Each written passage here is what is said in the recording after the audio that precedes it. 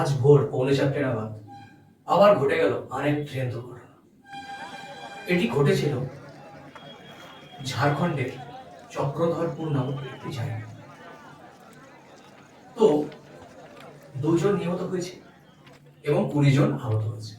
তো এটা আর কি এমন ব্যাপার আছে, মাত্র 2 জন নিহত হয়েছে, 20 জন আহত হয়েছে, সামান্য ব্যাপার আছে। এর ঠিক 1 মাস আগে ঘটেছিল আরেকটি ট্রেন দুর্ঘটনা। 18 জুন উত্তরপ্রদেশের ট্রেন অ্যাক্সিডেন্টের কবলে পড়েছিল ডিব্রুগড় এক্সপ্রেস। ঠিক তার একদিন আগে উত্তরবঙ্গে কাঞ্চনজঙ্ঘা এক্সপ্রেস মালগাড়ি এবং ট্রেন একই লাইনে চলে এসেছিল, সেখানেও ভয়ঙ্কর দুর্ঘটনা। ঠিক তার 1 বছর আগে অর্থাৎ 2023 সালের 2রা জুন ঘটেছিল সেই ভয়ঙ্কর দুঃসংবাদ। উড়িষ্যার বালাসোরে করমণ্ডল এক্সপ্রেস দুর্ঘটনা, 288 জনের মৃত্যু। আমরা কেউ ভুলিনি সেই দুর্ঘটনা। আজও আমাদের চোখে ভাসে স্বজন হারানো, আর্তনাদ, কান্না, ছেলে হারানো, বাবা হারানো, মা হারানো, সন্তান হারানো, সেই কান্না আমরা আজও আমাদের চোখে ভাসে। তাহলে প্রত্যেক বছর এই যে 3বার 4বার করে ট্রেন অ্যাক্সিডেন্ট হচ্ছে, সরকারের কি কোনো ভ্রুক্ষেপ নেই? সরকার কি কোনো কিছুই ভাবছে না? শুধুমাত্র বন্দে ভারত উদ্বোধন করলেই কি সমস্ত সমস্যার সমাধান হয়ে যায় না? বন্দে ভারত ট্রেনের জন্য যে ধরনের ট্রাক প্রয়োজন সেই ধরনের ট্রাক ভারতবর্ষে নেই। তাহলে বন্দে ভারত ট্রেন ঘটা করে এত উদ্বোধন করে কি লাভ আছে? বন্দে ভারতের যে স্পিড, সেই স্পিডে বন্দে ভারত ট্রেন চলতে পারে না। তাহলে এর পিছনে কি আছে? বিহাইন্ড দ্য সিন কি ঘটছে? এর পিছনে কি শুধুমাত্র প্রচার, শুধুমাত্র ভোট ব্যাংকের রাজনীতি?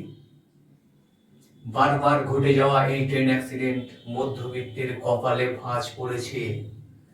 কারণ মধ্যবিত্তের একটাই জায়গা, সেটা হচ্ছে ট্রেন যাতায়াতের। তারা প্লেনে যাতায়াত করতে পারে না। তাহলে আমরা মধ্যবিত্ত শ্রেণীর মানুষেরা কোথায় যাব? বারবার এই ট্রেন অ্যাক্সিডেন্ট। না রেল মন্ত্রকের কোনো ভ্রুক্ষেপ আছে, না সেন্ট্রাল গভর্নমেন্টের কোনো ভ্রুক্ষেপ আছে। তারা শুধু রাজনীতি করতে ব্যস্ত। উড়িষ্যার বালাসোরে ঘটে যাওয়া ভয়ঙ্কর ট্রেন অ্যাক্সিডেন্ট পরে প্রধানমন্ত্রী বারবার বলেছিলেন, যারা এর জন্য দায়ী তারা শাস্তি পাবে, তদন্ত হবে। সব ধামাচাপা পড়ে গেল, সব ফিনিশ হয়ে গেল।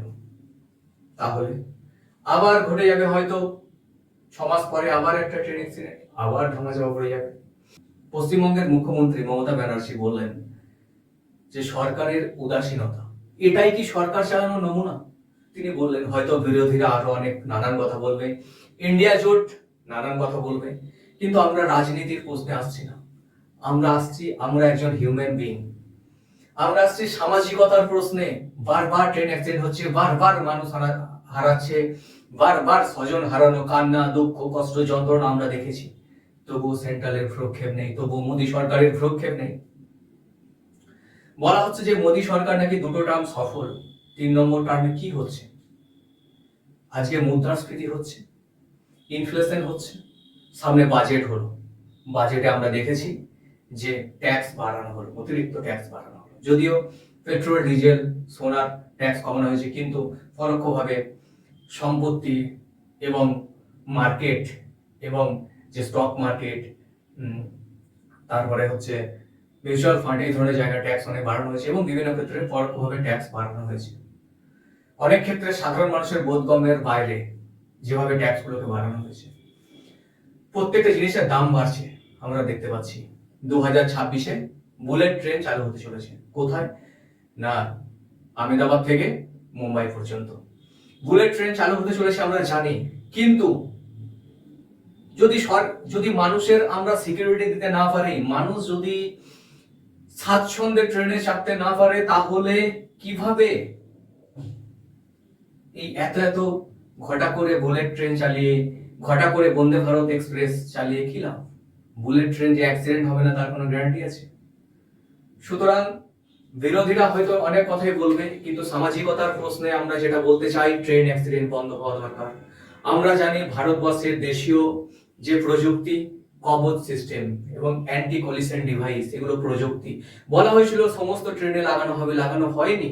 মাত্র 10% জায়গায় কভার সিস্টেম লাগানো হয়েছে। বিশেষ বিশেষ যে ট্রেন আছে, রাজধানী, শতাব্দী, এই ধরনের ট্রেনে যেখানে নেতা মন্ত্রীরা চাপে, তাহলে সাধারণ মানুষ গরু ছাগল মরলেও কি না মরলেও কি, 140 কোটির দেশ, 200-400 মরলে কিছু যায় আসে না। এরকমই তো চিন্তা ভাবনা, এটাই তো বোঝা যাচ্ছে, মুখে না বললেও এটাই, এই ধরনের চিন্তা ভাবনাই চলছে যে মধ্যবিত্ত ভারতবর্ষের 140 কোটির মধ্যে 70% মধ্যবিত্ত, 200-400 মূল্যে কিছু যায় আসে না। তাহলে আজকে মধ্যবিত্তদের গরু ছাগলের মতো ট্রেড করা হচ্ছে। আপনারা কমেন্ট বক্সে লিখুন, বারবার যে ট্রেন অ্যাক্সিডেন্ট হচ্ছে, এটা কি মোদী সরকারের ব্যর্থতা নাকি এর কোনো অন্য ব্যবস্থা নেওয়া প্রয়োজন? ধন্যবাদ।